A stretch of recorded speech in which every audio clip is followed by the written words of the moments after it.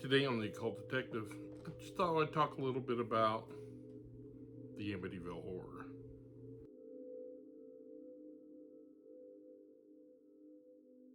I saw the film first, and it was terrifying. And I just loved it. I mean, it's like everything about it. And of course, I got my hands on the book the first chance I got. Jay Anson's classic, The Amityville Horror, a true story. It's not. Did something happen in that house? Most assuredly.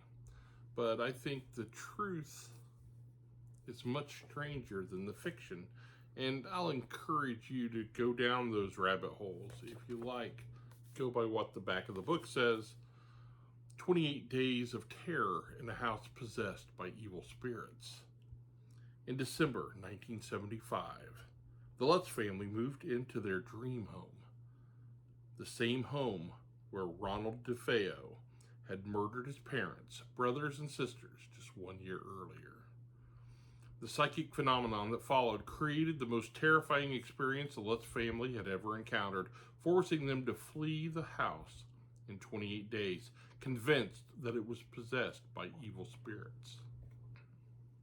Their fantastic story, never before disclosed in full detail, makes for an unforgettable book with all the shocks and gripping suspense of The Exorcist, The Omen, or Rosemary's Baby, but with one vital difference. The story is true.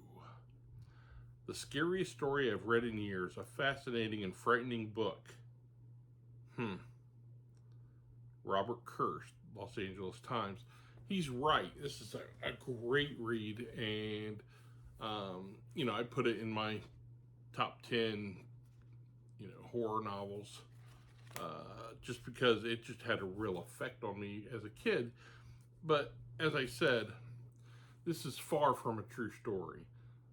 Jay Anson was hired by Ed and Lorraine Warren and encouraged to embellish, just take the story to a whole new level.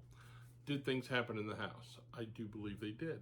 According to George and Kathleen's account, the Lutzes lasted only 28 days before they fled out of fear the paranormal activity they experienced in the large Dutch colonial house in the small Long Island, New York village of Amityville.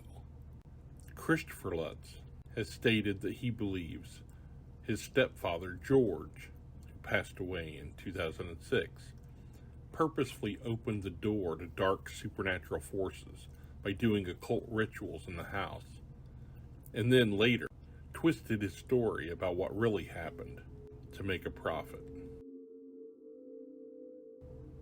George, before he died, was steadfast in that things happened there.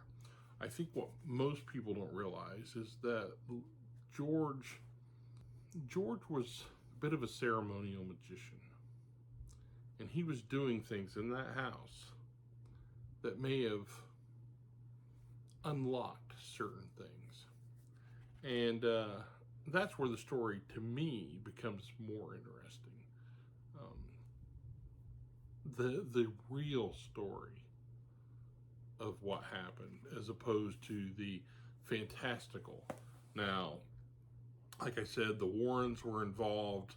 Hans Holzer was involved.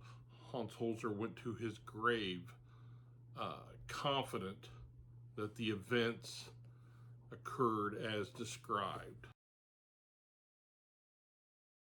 That's not exactly the case.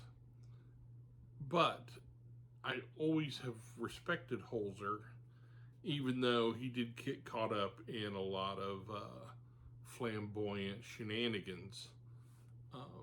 But it's kind of par for the course in the paranormal field. Few people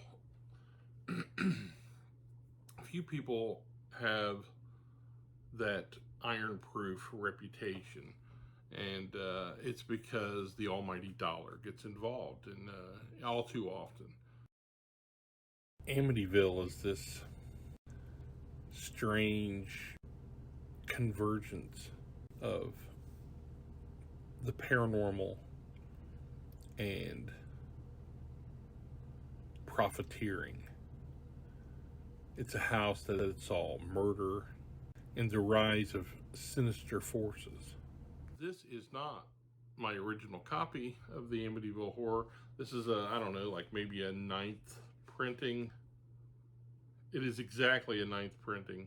So this copy came out in 1978. Yeah, it was just a great read. I had loaned it to a friend, my copy, many years ago. This is probably the 4th or 5th one I've picked up over the years because people always want to read it and never find its way back to me. I wonder why. So who wants to borrow this one? It's for grabs. The fact of the matter is, we'll never know exactly what happened in that house. The mystery and the legend persists. And maybe that's enough. All right, that's all I got for you today. We'll tackle some more subjects as the week goes on. And until then, let magic be your guide.